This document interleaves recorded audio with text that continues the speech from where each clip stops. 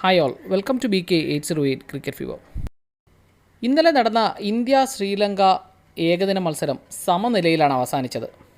ഒരു ഘട്ടത്തിൽ വിജയിക്കും എന്ന് തന്നെ കരുതിയിരുന്ന ഇന്ത്യയെ സമനിലയിൽ ശ്രീലങ്കയുടെ ക്യാപ്റ്റൻ അസലങ്ക തളച്ചു എന്ന് അക്ഷരാർത്ഥത്തിൽ പറയാൻ സാധിക്കും. 18 പന്തുകളിൽ 5 റൺസാണ് ഇന്ത്യക്ക് വേണ്ടിയിരുന്നത്. എന്നാൽ അത് 14 പന്തുകളിൽ നിന്ന് 1 റൺ എന്ന നിലയിലായിരുന്നു. 2 വിക്കറ്റും ഇന്ത്യയുടെ കൈവശമുണ്ടായിരുന്നു. എന്നാൽ തുടരെ 2 പന്തുകളിൽ ദുബൈയും അർഷ്ദീപ് സിംഗും LPW ആവുന്നതാണ് കാണാൻ സാധിച്ചത്. 1 റൺ എടുക്കാനായി ഇന്ത്യക്ക് 2 വിക്കറ്റുകൾ തുടരെ കളയേണ്ടി വന്നു എന്നുള്ളത് വളരെ ദൗർഭാഗ്യം തന്നെയാണ്. ടോസ് നേടിയ ശ്രീലങ്ക ബാറ്റിംഗ് തിരഞ്ഞെടുക്കുകയായിരുന്നു.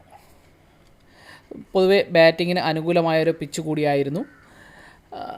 ശ്രീലങ്കയുടെ ബാറ്റ്സ്മാൻമാരിൽ നിസ്സംഗയും വെല്ലങ്കിയുമാണ് മികച്ച ഫോമിലുണ്ടായിരുന്നത്. ബാക്കി എല്ലാവരും പെട്ടെന്ന് ഔട്ടാവുന്നൊരു ഇത് തന്നെയാണ് കണ്ടുവന്നത്.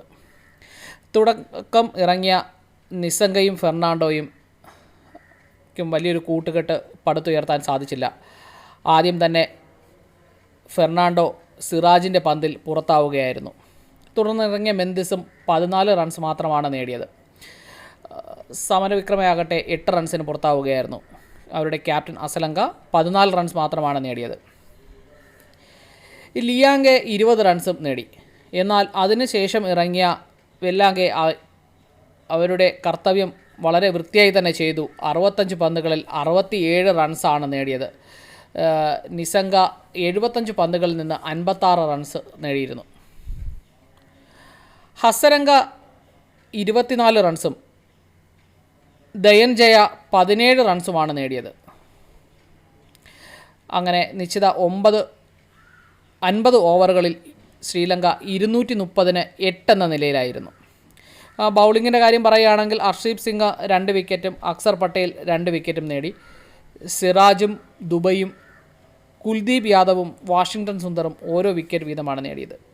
ബൗളിങ്ങിന് ഇറങ്ങിയ ഗില്ല് 14 റൺസ് കൊടുത്തു. അതും ഒരു പോരായ്മതായി തന്നെ കാണാം. കാരണം ഇത്രയും ബൗളേഴ്സ് ഉള്ള സമയത്ത് ഗില്ലിനൊരു ഒരു സമയത്തൊരു ഓവർ കൊടുക്കേണ്ട ഒരു ആവശ്യം ഇല്ലായിരുന്നു. കാരണം അവനെ അത്രത്തോളം ഇതായവർ കണ്ടില്ല എന്നുള്ളതാണ് പറയാനുള്ളത്.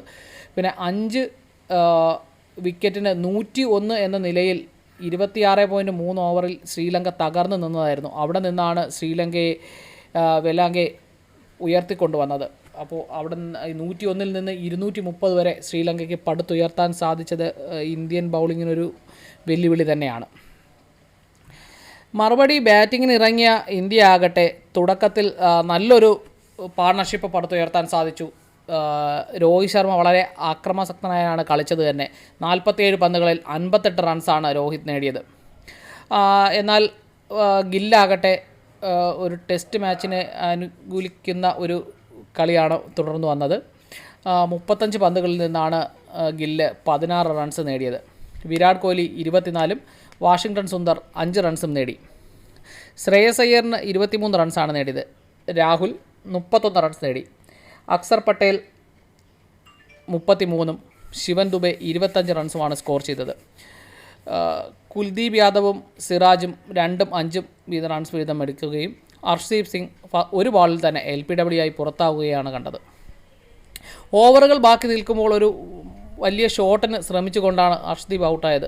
അതും 1 റൺ വേണ്ടിയിരുന്നൊരു സ്ഥലത്ത്. സമനിലയിൽ നിൽക്കുന്ന കളി സുഖമായി ഒരു സിംഗിൾ എടുത്ത് വിജയിക്കാമായിരുന്നൊരു കളിയായിരുന്നു ഇന്ത്യ കൈവിട്ട് കളഞ്ഞത്.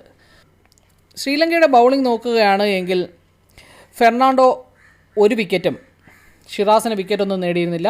വെല്ലാംഗെ 2 വിക്കറ്റും ധനഞ്ജയ 1 വിക്കറ്റും ഹസരംഗ 3 വിക്കറ്റും ക്യാപ്റ്റനായ അസലങ്ക 3 വിക്കറ്റും നേടിയിരുന്നു. അങ്ങനെ മത്സരം സമനിലയിൽ അവസാനിച്ചു. ഇനി പരമ്പരയിൽ 2 മത്സരങ്ങളും കൂടിയുണ്ട്. അതിൽ ഇന്ത്യ വിജയിക്കും എന്ന് തന്നെ പ്രതീക്ഷിക്കാം. So stay tune with us for more videos. Thank you.